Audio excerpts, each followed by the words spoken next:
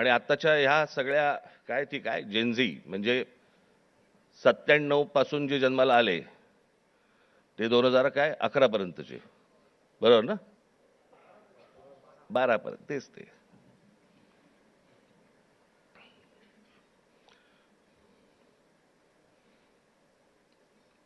या मुलांचं म्हणणं काय? या मुलांना काय हवंय? आपण हे जेनझी करतोय. इंग्रजी बोलणारी फक्त जेनझी नसतात. माझी विद्यार्थी सेनेच्या सर्व सहकार्यांना माझी विनंती आहे, जेनझी 97 नंतर जन्माला आलेले 2011 पर्यंत 12 पर्यंतची मुलं ही महाराष्ट्राच्या ग्रामीण भागात पण आहेत.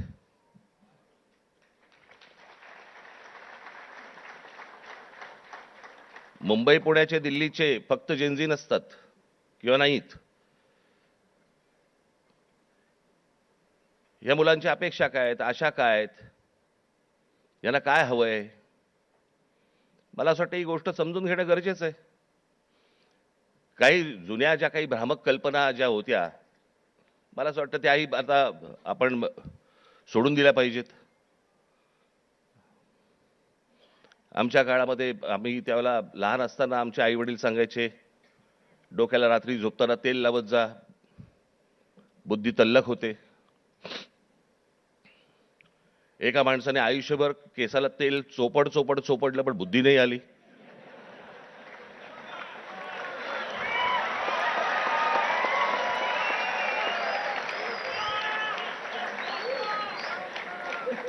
प्रत्येक केस स्वतंत्र उमेदवारासारखा उभा असतो.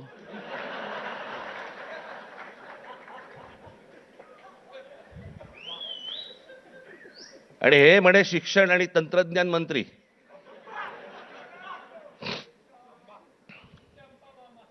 काय बोलतोय आपण? काय चाललंय?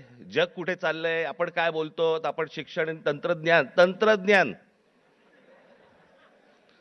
त्याचा महाराष्ट्राचा मंत्री दगडावरच्या फुटप्रिंट्स, त्यांना फिंगरप्रिंट्स म्हणायच्या होत्या,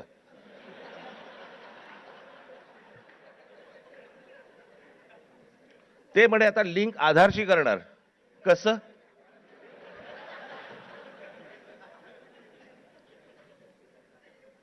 मला चंद्रकांत पाटलांच्या मेंदूवरचे मला फिंगरप्रिंट्स बघायचे आहेत.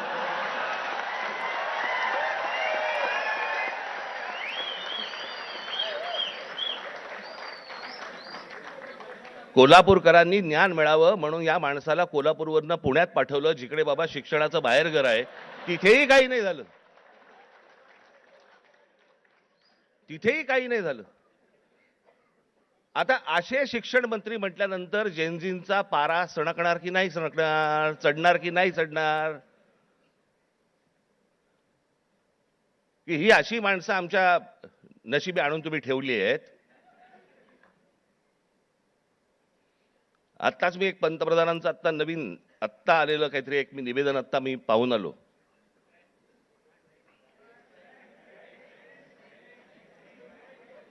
ज्यात त्यांनी असं सांगितलेलं आहे की ज्या प्रकारचे व्हिडिओज आणि ज्या प्रकारची भाषा वापरली गेली ती अयोग्य आहे. मला मान्य आहे.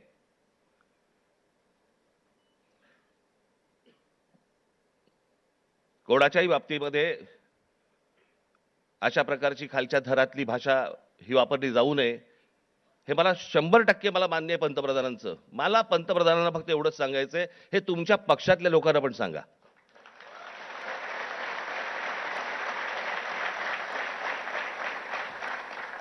महात्मा गांधींपासून, जवाहरलाल नेहरूंपासून, इंदिरा गांधींपासून आतापर्यंत सगळ्यांपर्यंत आमच्यापर्यंत ज्या प्रकारची तुमची ट्रोलची जी काही टीम प्रत्येक राज्यांमध्ये जी बसवलेली आहेत, लोक बसवलेली आहेत, ते कोणत्या भाषेमध्ये आणि कोणत्या गोष्टी करत असतात मी पाहत नाही. मला ज्या गोष्टी कानावरती येतात, आज अनेक कलाकार आहेत, महाराष्ट्रामधले अनेक कलाकार आहेत, ते म्हणतात बाबा बोलायलाच नको, काही लिहायलाच नको, इतक्या शिव्या पडतात, इतक्या गोष्टी होतात. ही यांचीच माणसं भरलेली आहेत. मला असं वाटतं पंतप्रधानांनी त्याही लोकांना सांगावं की त्यांनी बंद करावं म्हणून. हे गेल्या 12 वर्षातच सगळी सुरुवात झाली. भारतीय जनता पक्षाचे जी काही ट्रोलच्या टीम्स आहेत यांनी ह्या ज्या गोष्टी सुरू केल्या याच्यातनंच हे ज्याला म्हणतो ना आपण, जे तुम्ही पेराल तेच उगवेल, तेच आलं अंगावर तुमच्या. त्याच्यात पंतप्रधानांनी सांगितलं की मला शिव्या दिल्या, माझ्या आईबद्दल बोलले. चुकीचंच आहे, हे मनापासून सांगतो मी, हे चुकीचंच आहे. पण मला जी पंतप्रधानांना विनंती आहे, दुसऱ्यांनाही आया असतात.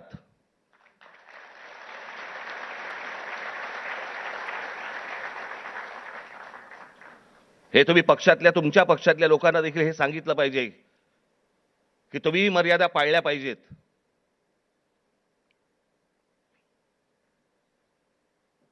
आज पंतप्रधान सांगतात की मी त्या मुलांना सगळ्यांना माफ केलं, पण इतकी वर्ष, 12 वर्ष तुमच्या लोकांनी जे काही केलंय त्याची माफी कोण मागणार?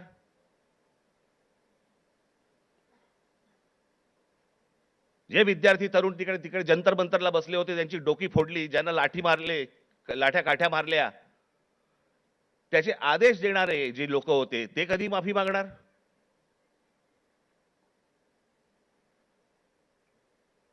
आणि मला असं वाटतं की हे मूळ हे काय झालंय, नीटची परीक्षा हे कारण आहेच,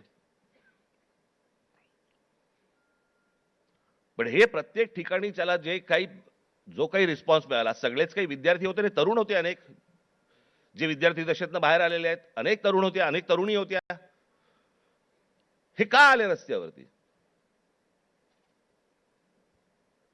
याचं कारण सभोवतालचं वातावरण. आज अनेकांना वाटलं की हे फक्त नीटची परीक्षेचे पेपर फुटले, हे कारण होतं त्या आंदोलनाचं.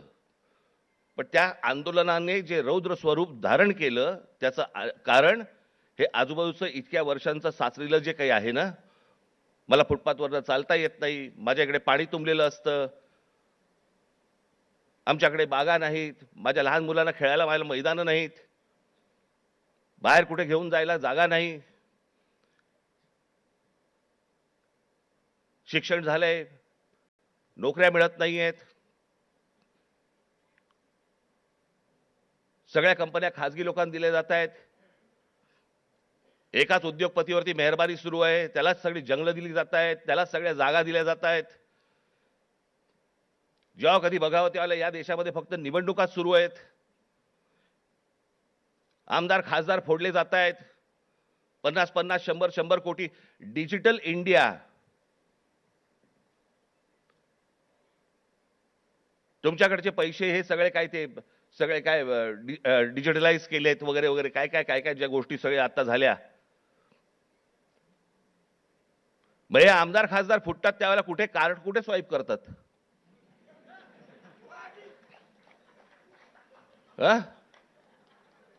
उलटा उलटा कार्ड स्वाईप.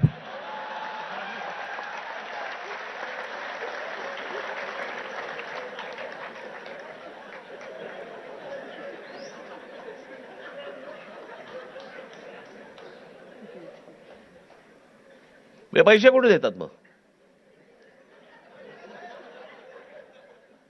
हे सगळं जे आहे हे सगळं साचलंय, हे सगळं साचलंय. त्या सगळ्या गोष्टींचा उद्रेक आता बाहेर येतोय, तो येणार, अजून येणार.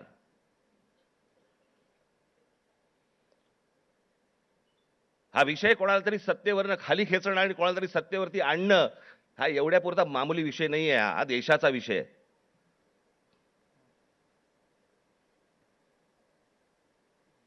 हा देशाच्या भविष्याचा विषय आहे, देशातल्या विद्यार्थ्यांच्या, तरुणांचा भविष्यातला विषय. हा काय होणार आहे त्यांचं?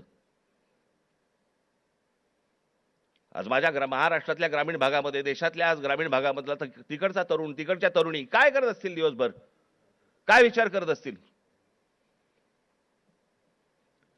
तो तिकडचा तरुण ज्यावेळेला विचार करत असेल की बाबा माझ्या बाजूच्या घरामध्ये एकाने, शेतकऱ्यांनी, माझ्या वडिलांचे मित्र होते, त्यांनी आत्महत्या केली, त्यांच्या अंत्यविधीसाठी तो मुलगा जाणार, विचार काय करणार?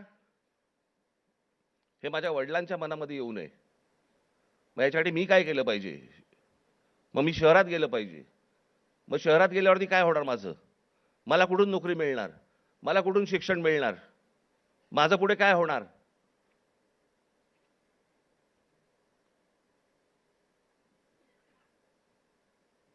हा शहरांची परिस्थिती बघा.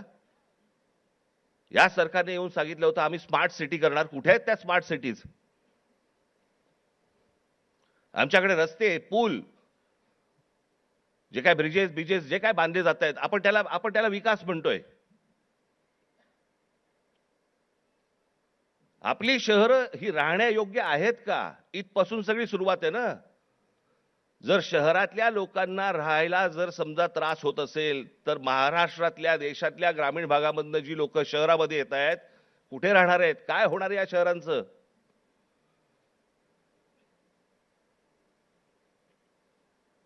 मी आता एक जस्ट तुमच्यासाठी म्हणून एक आकडा म्हणून आणलाय. आजची देशाची शिक्षणाची परिस्थिती हे वर्तमानपत्रांमध्ये आलेलं, हे वेबसाईटवरनं काढलेलं, अनेक गोष्टींमधनं आलेलं, हे त्याच्यातनं मी हे तुमच्यासमोर मांडतोय. आजची देशाची शिक्षणाची परिस्थिती काय आहे? देशातील 1,00,000 शैक्षणिक संस्थांमध्ये मुलींसाठी स्वच्छतागृह नाही. 1,00,000. 15,000 शाळांमध्ये पिण्याच्या पाण्याची सुविधा नाही. 2004 मध्ये 8,00,000 शिक्षकांची पदे जी रिक्त होती, ती 2026 मध्ये ही संख्या 10 लाखावरती पोहोचलेली आहे. शिक्षक हवे आहेत 10 लाख. 23ला जॉईंट एंट्रन्स एक्झाम परीक्षार्थ्यांसाठी फक्त 1,00,000 जागा उपलब्ध आहेत. 2014 मध्ये 3,00,000 विद्यार्थी परदेशात शिक्षणासाठी गेले होते. 2014ला 3,00,000. तर 2026 मध्ये ही संख्या 9,10,000वरती पोहोचली. आज इतकी मुलं परदेशात जात आहेत. का परदेशात जात आहेत? मी 2014 साली मी एक डॉक्युमेंटरी केली होती, छोटीशी एक फिल्म केली होती 16 मिनिटाची. आपण जरूर बघा, YouTube वरती आहे.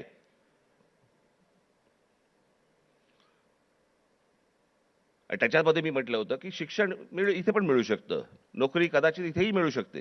ही मुलं परदेशात का जात आहेत? ही सगळी मुलं परदेशात जात आहेत याचं कारण सभोवतालचं वातावरण. मी माझ्या घरातनं बाहेर पडल्यावरती मला आनंद मिळाला पाहिजे की मी काय शहरामध्ये राहतोय, काय सुंदर रस्ते आहेत, काय चांगले फुटपाथ आहेत, काय चांगल्या बागा आहेत, काय चांगली मैदान आहेत, स्पोर्ट्स कॉम्प्लेक्स आहे. मला प्रत्येक गोष्टीला वाव आहे. मग आमच्याकडे ही गोष्ट का नाहीये? आज कित्येक चित्रकार, कित्येक खेळाडू आज आमच्या ग्रामीण भागामध्ये आहेत, वावच नाही. काय करायचं पुढे माहिती नाही, कोणाला भेटायचं कल्पना नाही. हे जे सगळं साचलंय ना, हे साचलेलं सगळं बाहेर येतंय. नीटचे पेपर फुटण्याचा राग आहेच, पण हे जे बाकीचं जे साचून ठेवलेलं आहे ना, त्याचं काय करणार आहात?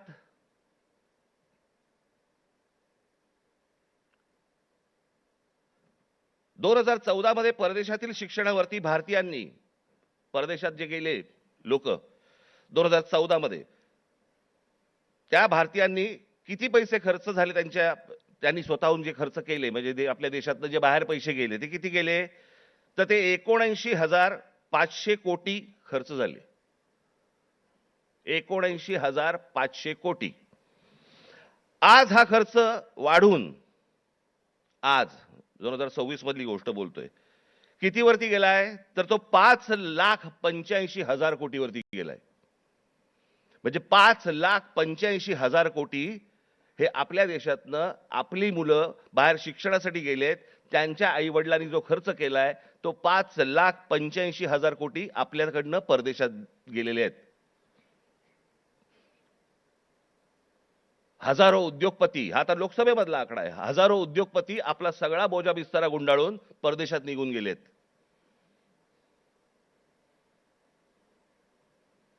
अहो एवढं कशाला? ज्यांनी मोदींवरती चित्रपट काढला होता, नरेंद्र मोदींवरती चित्रपट, आणि ज्याच्यामध्ये नरेंद्र मोदींची ज्यांनी भूमिका केली होती तो विवेक ओबेरॉय, तो दुबईमध्ये राहायला गेला. दुबईचा नागरिक आहे तो भारतात राहत नाही. मोदीजींनी खूप चांगलं काम केलंय, मोदीजी देशाला मोठं करतायत, मोदीजी देशामध्ये काय काय काय उद्योग आणतायत, हे आणतायत वगैरे वगैरे अशी मुक्ताफळं जी आत्ता केली. तो कोण? आर माधवन. माधवन ना तो, आर माधवन. विचारा कुठे राहतो हा आर माधवन? दुबईमध्ये स्थायिक झालेला आहे. यांना जर समजा या देशाबद्दल आहे प्रेम, या देशातल्या पंतप्रधानांबद्दल प्रेम आहे, ते विकास करतायत हा जर समजा ह्यांना विश्वास आहे, हे परदेशात का जाऊन राहतायत? हे परिवारासकट दुबईला जाऊन का राहतायत? इथे येणार, स्पॉन्सर फिल्म मध्ये काम करणार, गव्हर्नमेंट स्पॉन्सर्ड फिल्म मध्ये, ते धुरंधर बिरंदर, आणि मग इथून करून जाणार परत दुबईला. देशात खूप चांगलं चाललेलं आहे, मी चाललो दुबईला. ही माणसं दुबईला जात आहेत. या मुलांचं काय घेऊन बसलोय आपण?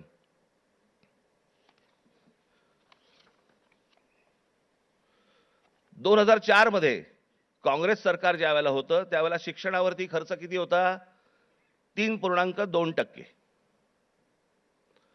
आज 2026 मध्ये तो किती आहे? 2.8%. म्हणजे शिक्षणावरती जेवढा खर्च व्हायला पाहिजे, अमेरिकेमध्ये जाऊन बघा, युरोपमध्ये जाऊन बघा, शिक्षणावरती काय प्रकारचा खर्च करतायत. आज त्या मुलांना, त्या विद्यार्थ्यांना, त्या मुलांना त्यांची स्वप्न, त्यांना काय म्हणायचंय, त्यांना काय सांगायचंय, त्या प्रत्येक गोष्टींसाठी, प्रत्येक स्वप्नांसाठी त्यांच्याकडे वाटा आहेत. आज पंतप्रधान सांगतायत, त्यांच्या निवेदनामध्ये बोललेत की ही विद्यार्थी हे सगळे जे आहेत हे चुकीच्या रस्त्यावरती भरकटलेले आहेत. चुकीच्या रस्त्यावरती. मी एक ओशोंचं एक वाक्य ऐकलं, मी वाचलं होतं ज्यावेळेला मी, त्यातलं एक वाक्य होतं ओशोंचं, फार छान वाक्य होतं. आणि त्याच्यामध्ये असं म्हणाले ते कि कौन कहता है कि इस देश का युवक गलत रास्ते पे भटक रहा है? रास्ता बनाने वालों ने ही अगर गलत रास्ता बनाया है तो युवकों को क्यों टोकते हो?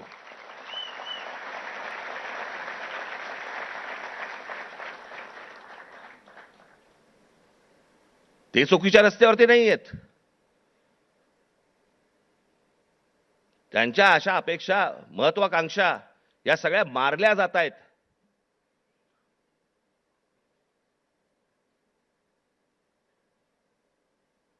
मोदींनी सांगितलं की आज मी म्हणे त्या सगळ्या ज्यांनी कोणी ट्रोल बिल केले त्यांना मी सगळ्यांना माफ करतो. या नीटच्या परीक्षांचे पेपर फुटल्यानंतर ज्या मुलांनी आत्महत्या केल्या त्यांच्या आई वडिलांची कोण माफी मागणार?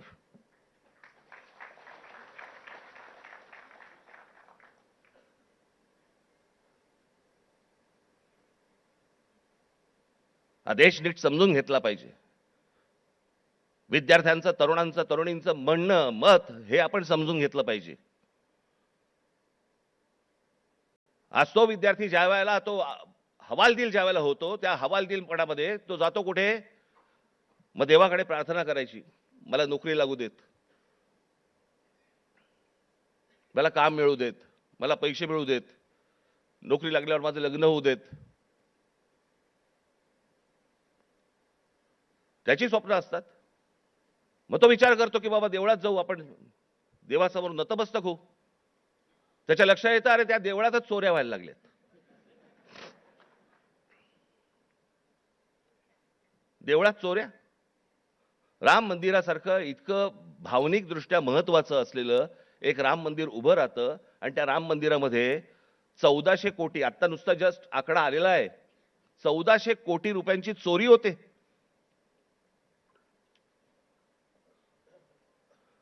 आणि याच्यावरनं सरकारमध्ये असलेले कोणीही त्याच्यावरती बोलायला तयार होत नाहीत. राम मंदिरावरती मतं मागताना बरोबर गेलात तुम्ही.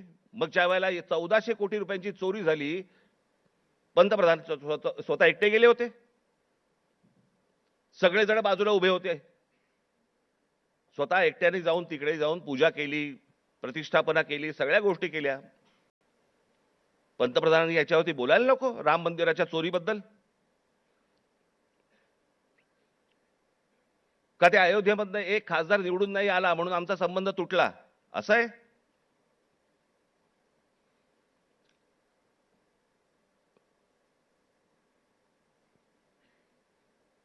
आज तो हवालदिल झालेला जो तरुण आहे तो या सगळ्या मंदिरांचा रस्ते पकडतोय. धर्मांध बनवू नका त्या तरुणाला. शिक्षणाच्या वाटेवरती लावा. नुसतं जय श्रीराम बोलून होणार काही नाहीये. आज अनेक गोरक्षक गाड्या पकडतायत, गायी पकडतायत, सगळे पकडतायत. आणि हेच आमचेच पंतप्रधान ऑस्ट्रेलियामध्ये जाऊन सांगतायत की बीफ एक्सपोर्ट मध्ये भारत हा 1 नंबरचा देश आहे. बीफ एक्सपोर्ट मध्ये ते कापल्याशिवाय होणार आहे का एक्सपोर्ट मध्ये आपण 1 नंबरचे? मग त्या गोरक्षकांचं काय करायचं? आपण करतोय काय? देश चाललाय कुठे? देश काय विचार करतोय? काही कशाचा कशाला ताळमेळ नाही. बस दिसली जमीन की दे अदानीला, दिसलं जंगल की दे अदानीला. आम्ही काही ह्या सगळ्या गोष्टींचे काय फक्त टीका करण्यासाठी हा विषय नाहीये. मला असं वाटतं ही गोष्ट परिस्थिती समजून घेणं गरजेचं आहे की या देशामध्ये काय सुरू आहे आणि काय घडतंय. मी आज अजून एक गोष्ट तुमच्या समोर आणणार आहे. माझे पत्रकार बांधव इथे आलेले असतील. तुम्ही विचार करा, आपण जातो, श्रद्धेने जातो, मंदिरात जातो, आपण काही दानपेटीमध्ये टाकतो, ज्याच्यावरती या देशाच्या सगळ्या मंदिरांमध्ये लाखो कोटी रुपये जमा होतात.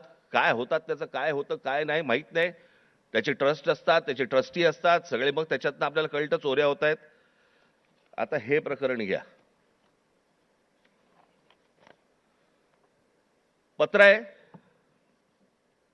प्रति माननीय श्री एकनाथ शिंदे साहेब, उपमुख्यमंत्री महाराष्ट्र राज्य. विषय सिद्धिविनायक मंदिर न्यास मधील दानपेटीतील चोरीबाबत वरिष्ठ पातळीवरती चौकशी करण्याबाबत. जिथे आपण श्रद्धेने जातो, जिथे दानपेटीमध्ये आपल्याकडे भाविक जातात आणि पैसे टाकतात,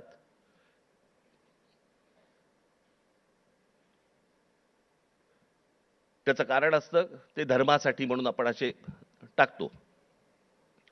महोदय, आम्ही स्वाक्षरी करणारे सर्व सिद्धिविनायक न्यास मंदिर प्रभादेवी मुंबई येथील विश्वस्त आहोत. साहेब, आपण विश्वासाने आमची संबंधित ट्रस्टवरती सदस्य म्हणून नियुक्ती केली असून आपल्या विश्वासाला पात्र राहण्याचा आम्ही प्रामाणिकपणे प्रयत्न करत आहोत. भाषा पण बघा, मंदिर आहे का कंपनी येतेच कळत नाही मला. त्यामुळे मंदिरात गेल्या 1.5 वर्षाच्या कालावधीत विविध उपाययोजना राबविताना मंदिराची मिळकत 35% जादा वाढविण्यात आम्ही काही प्रमाणात यशस्वी झालो आहोत. मिळकत तुम्ही कशा यशस्वी झालात? असो महोदय, विश्वस्तांच्या सतर्कतेमुळे मंदिरातल्या दानपेटीतून पैसे चोरणारे कर्मचारी पकडले गेलेले आहेत. हे कर्मचारी पकडण्यापूर्वी दर बुधवारी मंदिरातल्या दानपेटीतील रकमेची मोजदाद ही 50 लाख रुपयाच्या आत होती. मात्र हे कर्मचारी पकडल्यानंतर गेले 3 आठवड्याची दानपेटी रक्कम ही 1.5 कोटी रुपयांच्या घरात पोहोचली आहे. याचाच अर्थ यापूर्वी दर आठवड्याला दानपेटीतील जमा होणाऱ्या काही रकमेतील काही रक्कम ही लंपास होत होती. त्यामुळे दरवर्षी सुमारे 18 कोटी रुपयांचे मंदिराचे नुकसान होत होते. याचे धागेदोरे वरिष्ठ पातळीवर आहेत असा आमचा ठाम संशय आहे. साहेब, या प्रकरणाची आपण गंभीर दखल घेऊन शासकीय पातळीवरती संबंधित प्रशासनातील वरिष्ठ अधिकाऱ्यांची चौकशी लावावी अशी आमची आपणास विनंती आहे. विश्वस्त मंडळ सिद्धिविनायक गणपती मंदिर न्यास प्रभादेवी मुंबई. हे सगळ्यांनी सह्या केल्या आहेत. राहुल लोंढे, भास्कर शेट्टी, महेश मुदलियार, जितेंद्र राऊत, मीना कांबळी, मनीषा तुपे, गोपाळ दळवी, सुदर्शन सांगळे. हे त्यांचं पत्र आहे.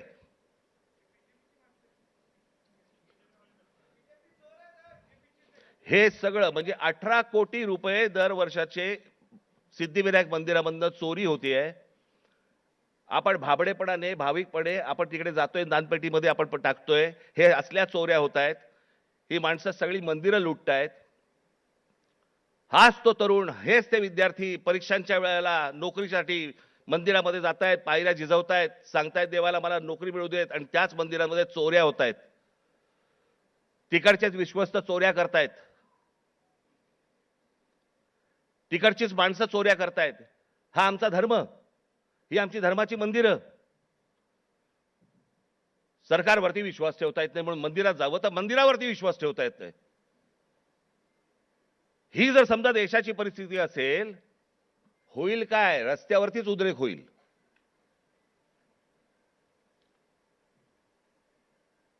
राजकारण सोडून द्या बाजूला. मला असं वाटतं या सगळ्या गोष्टींचा सामूहिक देशाचा म्हणून, राज्याचा म्हणून आपण विचार करणं गरजेचं आहे सर्वांनी मिळून. निवडणुका येतील त्यावेळेला विचार करू वेगळा.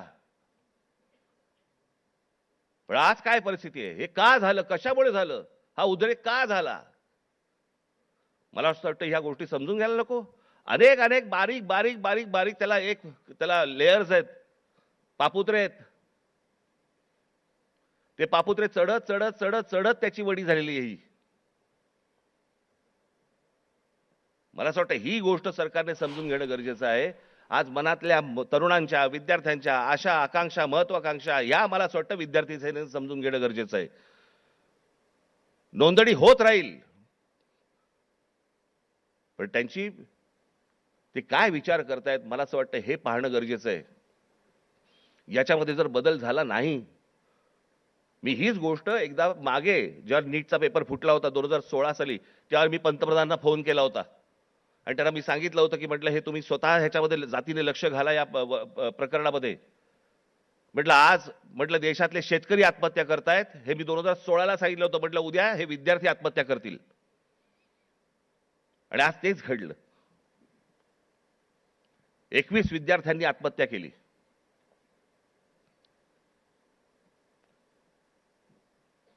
सदस्य नोंदणी ही तर कराच, पण मला असं वाटतं या शिक्षण क्षेत्रामध्ये आमूलाग्र बदल होणं गरजेचं आहे. त्याच्यासाठी विचारवंतांची गरज आहे. जे विचारवंत या देशामध्ये आहेत त्यांना बोलवणं गरजेचं आहे. त्यांची आणि या मुलांची सांगड घालून देणं गरजेचं आहे. यांची स्वप्न आणि त्या स्वप्नांना कसा आकार देता येईल याच्यासाठी म्हणून जे तज्ञ या देशामधले आहेत त्यांना बोलवणं गरजेचं आहे. त्या मुलांना समजून घेणं गरजेचं आहे. मला असं वाटतं एवढीच अपेक्षा माझी आज या दिवशी मी व्यक्त करतोय. आज या विद्यार्थी सेनेच्या मुलांनी, सर्वात तरुणींनी या महाराष्ट्रातल्या विद्यार्थ्यांची अपेक्षा, आशा, आकांक्षा या समजून घ्याव्यात आणि त्याला आकार देण्याचा मला असं वाटतं जास्तीत जास्त प्रयत्न करावा. भविष्यातल्या तुमच्या सगळ्या वाटचालीसाठी माझ्याकडनं मनपूर्वक तुम्हाला सर्वांना शुभेच्छा देतो आणि आपणा सर्वांची मी रजा घेतो. धन्यवाद. जय हिंद, जय महाराष्ट्र.